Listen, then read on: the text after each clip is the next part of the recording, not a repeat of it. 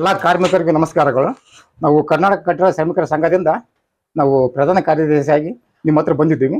ನಮ್ಮ ಸಂಘದಲ್ಲಿ ನೀವು ಸೇರ್ಪಡೆ ಆಗಿರಿ. ನಿಮ್ಮ ಸಂಘದಲ್ಲಿ ಸೇರ್ತ್ರಿ ನಮಗೆ ಏನು ಲಾಭ ಇದೆ ಸರ್? ನಮ್ಮ ಸಂಘದಲ್ಲಿ ನೀವು ಸೇರ್ಪಡೆ ಆದ್ರಪ್ಪ ಅಂದ್ರೆ ನಿಮಗೆ ಬಸ್ ಪಾಸ್ ಆಗಿರ್ಬೋದು. ನೀವು ಫಸ್ಟಿಗೆ ನಾವು ID ಕಾರ್ಡ್ ಕೊಡ್ತೀವಿ. ನಿಮ್ಗೆ ನಮ್ಮ ಯೂನಿಯನ್ ಕಡೆಯಿಂದ ID ಕಾರ್ಡ್ ಸಿಗುತ್ತೆ. ನಿಮಗೆ ID ಕಾರ್ಡ್ ಕೊಟ್ಟಾಗ ನಿಮಗೆ ಬಸ್ ಪಾಸ್ ಆಯಿತು, ಮಕ್ಕಳು ಸ್ಕಾಲರ್ಶಿಪ್ ಆಯಿತು. ಈಗ ಕಾರ್ಡ್ ಆಗಿ 1 ವರ್ಷದ ಮ್ಯಾಗ ಮದುವೆ ಆಯ್ತು ಅಂದ್ರೆ ಮದುವೆಗೆ ಒಬ್ಬರಿಗೆ 50,000 ರೂಪಾಯಿ ಸಹಾಯಧನ ಸಿಗುತ್ತೆ.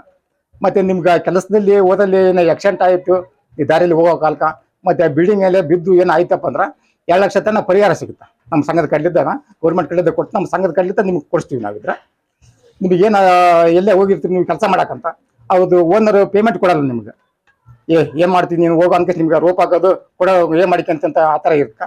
ಈಗ ನಿಮ್ದು ನಮ್ಮ ಸಂಘದಲ್ಲಿ ನೀವು ಸೇರ್ಪಡೆ ಆದ್ರಪ್ಪ ಅಂದ್ರೆ ನಾವು ಬಂದು ನಿಮ್ಗೆ ಬರ್ತಕ್ಕಂಥ ಪೇಮೆಂಟ್ಗಳೇನಂತೆ ನಾವು ವಸೂಲು ಮಾಡಿ ಕೊಡ್ತೀವಿ. ನಾವು ಸಂಘ ಕಾರ್ಡ್ ಇದ್ರೇ ಸಾಕು. ಸಂಘ ಅಂದ್ಬಿಟ್ಟು ಯಾವ ಮನುಷ್ಯ ಆಗಲಿ ಪ್ರತಿಯೊಬ್ಬ ಮನುಷ್ಯ ಕಾರ್ಡ್ ನೋಡಿದ ತಕ್ಷಣ ಎದುರ್ತಾನೆ. ಸಂಘಪ್ಪ ಇದು ಸಂಘ ಅಂದ್ರೆ ಒಬ್ಬಿಬ್ಬರು ಇರ್ತಕ್ಕ ಸಂಘ ಅಲ್ಲ ಇದು.